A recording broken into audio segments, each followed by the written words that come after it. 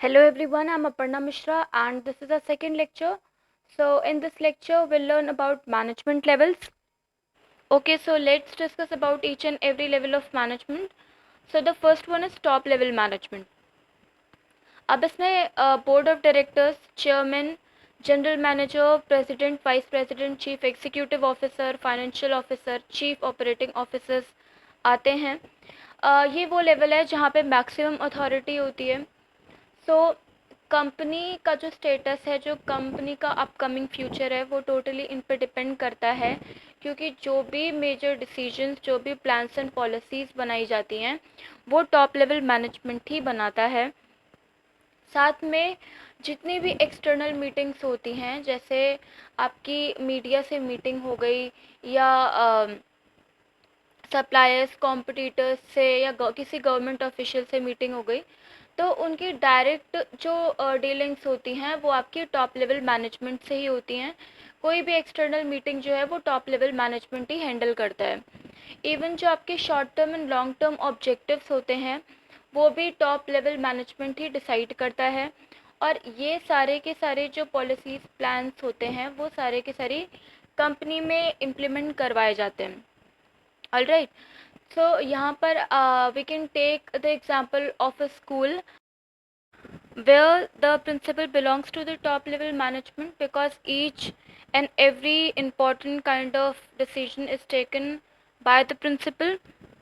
And if we talk about the top level management, then middle level management and supervisory level management are accountable to the top level management. Alright. Okay, so now let's discuss about the middle level management. अगर middle level management की बात करें तो इसमें सारे departmental heads होते हैं, जैसे purchase manager, sales manager, marketing manager, executive officer, plant superintendent, divisional heads, departmental heads. So ये लिंक होता है आपका टॉप लेवल मैनेजमेंट और सुपरवाइजरी लेवल मैनेजमेंट के बीच का. बिकॉज जो भी plans and policies top level management बनाएगा, जो भी डिसीजन लिया जाएगा कंपनी के लिए, उनको प्रॉपरली सुपरवाइजरी लेवल मैनेजमेंट को इंटरप्रेट करना, क्लैरिफाई करना, पूरा काम जो होता है वो मिडिल लेवल मैनेजमेंट का होता है. इवन अगर लो लेवल मैनेजमेंट या सुपरवाइजरी लेवल मैनेजमेंट में अगर कोई ग्लिच, कोई इशू होता है, तो उसे टॉप लेवल मैनेजमेंट तक पहुंचाने का काम भी मिडिल लेवल मैनेजमेंट का ही होता है. एंड बहुत सारी वैकेंट सीट्स होती हैं कंपनी के अंदर, डिफरेंट डिफरेंट डिपार्टमेंट्स में वैकेंसीज होती हैं. उनके लिए प्रॉपर रिक्रूटमेंट, प्रॉपर सिलेक्शन करना भी मिडिल लेवल मैनेजमेंट का काम होता है. इनके लेवल पे भी इनको कुछ रिसोर्सेज, कुछ एक्टिविटीज़ प्लान करनी होती हैं, जो इनको अपने लेवल तक भी रखना होता है. साथ में ही ये सुपरवाइजरी लेवल ऑफ मैनेजमेंट के लिए भी बनाते हैं, और साथ में ही उनसे ये सब चीज़ें इम्प्लीमेंट भी करवाते हैं. So here also we can take the example of a school, because there are departmental heads for different subjects. Alright. So here we can say that those departmental heads belongs to the middle level management. Okay, so let's discuss about the supervisory level of management. So if we talk about this level of management, then it consists of supervisor, superintendent, foreman, section officer, clerk, सब department, executive etcetera. सो ये जो level होता है management का, ये basically workers के लिए responsible होता है. मतलब प्रॉपरली उनको एक कोलैबोरेशन के साथ में रखना, साथ में ही कोई भी ग्लिचेस, कोई भी इश्यूज होते हैं अगर वर्कर्स के बीच में, उनको मिडिल लेवल मैनेजमेंट तक पहुंचाने का काम इनका होता है. साथ में अगर ये किसी भी टाइप की मशीनरी यूज़ कर रहे हैं या कुछ ऐसे केमिकल्स का यूज़ कर रहे हैं जो इनकी हेल्थ के लिए हार्मफुल है, या कोई भी इंजरी अगर होने के चांसेस हैं, तो उनको प्रॉपर सेफ्टी किट प्रोवाइड करना, उनकी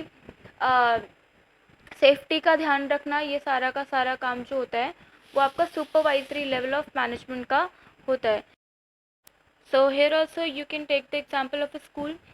अब अगर जो स्टूडेंट्स हैं उनको कोई भी इशू आता है, किसी सब्जेक्ट टीचर से रिलेटेड हो या कोई भी इशू हो उन्हें, तो सबसे पहले वो अपनी क्लास टीचर से डिस्कस करते हैं.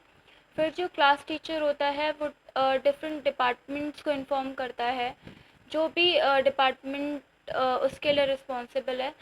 सो टीचर्स का हम एग्जाम्पल ले सकते हैं इस लेवल पे. Okay, so now let's discuss about each and every level. First one is top level management. So it includes group of crucial persons essential for leading and directing the efforts of other people. These managers have maximum authority.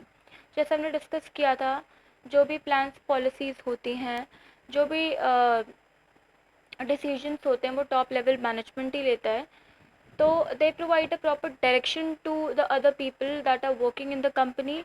उनके efforts को proper एक direction देता है और पूरी company में lead करता है, बिकॉज जो मैक्सिमम अथॉरिटी होती है वो टॉप लेवल मैनेजमेंट के पास ही होती है. सो इसका जो फर्स्ट फंक्शन है that is determining objective short long.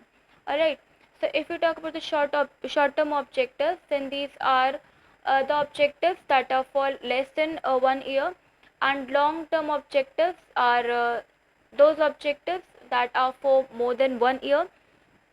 Alright, so the second one is framing plans and policies. हमने डिस्कस किया था जो डिफरेंट प्लान्स एंड पॉलिसीज़ होती हैं, जो डिसीजंस होते हैं, जो ऑब्जेक्टिव्स होते हैं, वो टॉप लेवल मैनेजमेंट डिसाइड करता है. ओके, सो नेक्स्ट जो है आपका वो है responsible for welfare and survival of organisation. जो भी ये प्लान्स पॉलिसीज़ बनाते हैं, जो भी डिसीजंस लेते हैं, वो बहुत ही ज़्यादा इम्पॉर्टेंट होता है, क्योंकि ये ऑर्गेनाइजेशन का फ्यूचर डिसाइड करता है और जो ऑर्गेनाइजेशन का सर्वाइवल होता है वो टोटली इन पर ही डिपेंड करता है. So the next one is licence with outside world. That means जो भी एक्सटर्नल मीटिंग्स होती हैं, जैसे मीडिया के साथ हो गया, किसी गवर्नमेंट ऑफिशियल के साथ हो गया, सप्लायर्स से हो गया, कॉम्पिटिटर्स से हो गया, तो उनकी जो डायरेक्ट डीलिंग्स होती हैं, जो डायरेक्ट मीटिंग्स होती हैं, वो आपकी टॉप लेवल मैनेजमेंट के साथ होती हैं. Okay, so now let's talk about the middle level management. It consists of departmental heads responsible for executing plans and policies made by the top level management and acts as a link between other two departments. So ये जो middle level management होता है उसमें departmental heads होते हैं. जो भी plans हैं, जो भी policies top level management बनाता है, उसको properly execute करवाना, implement करवाना, वो middle level management का काम होता है. And even ये link है बाकी two departments के लिए.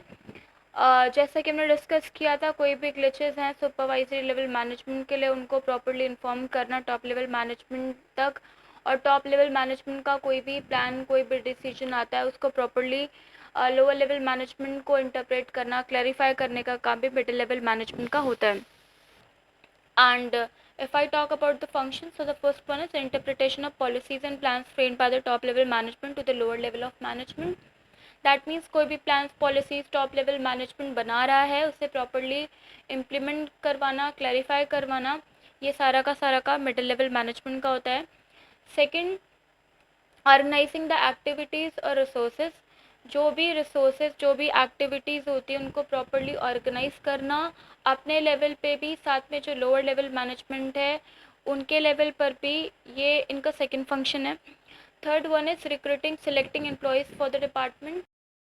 दैट मीन्स कंपनी में बहुत सारी वैकेंसीज़ होती हैं डिफरेंट डिपार्टमेंट्स के लिए, तो उनके लिए जो प्रॉपर हायरिंग के लिए जो रिस्पॉन्सिबल होते हैं वो मिडिल लेवल मैनेजमेंट होता है. And the next one is motivating the other people, जिसमें ये इंसेंटिव्स, प्रमोशन, ट्रेनिंग प्रोवाइड करते हैं जो लोअर लेवल मैनेजर्स होते हैं उनके लिए. So because of which they feel somewhat motivated. Next one is cooperate with other departments. तो इनको डिफरेंट डिपार्टमेंट्स के साथ प्रॉपरली कोऑपरेट करके, कोलैबोरेट करके काम करना पड़ता है. And the last one is implementation of plans framed by the top level management. जो भी plans policies top level management ने बनाई हैं उनको इम्प्लीमेंट करना और करवाने का काम मिडिल लेवल मैनेजमेंट का होता है. Okay, so now let's discuss about the lower level management, that is the supervisory level. So they work according to the plans of the top and middle level management. Authority is limited and the quality and quantity of the output depends on this level of management. They are also responsible for maintaining discipline among the workers. That means जो भी plans, जो भी policies top and middle level management बनाते हैं उनको properly follow करना, उनको implement करना, ये सारा का सारा काम lower level management का होता है. उन्हें सारा का सारा काम जो है उन्हीं प्लान्स के अकॉर्डिंग ही करना पड़ता है. यहाँ पे जो अथॉरिटी होती है वो लिमिटेड होती है, एंड इवन जो आउटपुट की क्वालिटी एंड क्वांटिटी होती है वो इस लेवल पे डिपेंड करती है मैनेजमेंट के। साथ में ही उनको डिसिप्लिन मेंटेन करके रखवाना पड़ता है वर्कर्स के बीच में, उनको प्रॉपरली कोलैबोरेट करवा के सारा काम करना पड़ता है। So if you talk about the functions, the first one is representing the problems और grievances of workers before the middle level management. That means कोई भी प्रॉब्लम्स, कोई भी इश्यूज, कोई भी ग्लिचेस होते हैं अगर वर्कर्स की साइड से, तो उन्हें मिडल लेवल मैनेजर्स तक पहुंचाने का काम लोअर लेवल मैनेजमेंट का होता है। And the next function is maintaining good working conditions and developing healthy relations between the superior and subordinate. That means workers को proper working conditions provide करना, उनकी safety का ध्यान रखना, जो है वो लोअर लेवल मैनेजमेंट का काम होता है, जिसकी वजह से एक प्रॉपर हेल्दी रिलेशनशिप मेंटेन होती है सुपीरियर एंड सबॉर्डिनेट्स के बीच में। And the last one is looking for safety of workers. That means अगर वो कोई ऐसी टेक्नोलॉजी या कुछ ऐसे केमिकल्स यूज़ कर रहे हैं जो वर्कर्स के लिए हार्मफुल हो सकती हैं या जो उन्हें किसी भी टाइप की कोई इंजरी दे सकती हैं, तो उनके लिए प्रॉपर सेफ्टी किट्स प्रोवाइड करना, सेफ्टी मेजर्स का ध्यान रखना, वो सारा काम लोअर लेवल मैनेजमेंट का होता है। सो I think that the example of school will help you in remembering these three levels of management. I hope you like this video. Thanks for watching. Have a good day. Please like, subscribe, share and comment.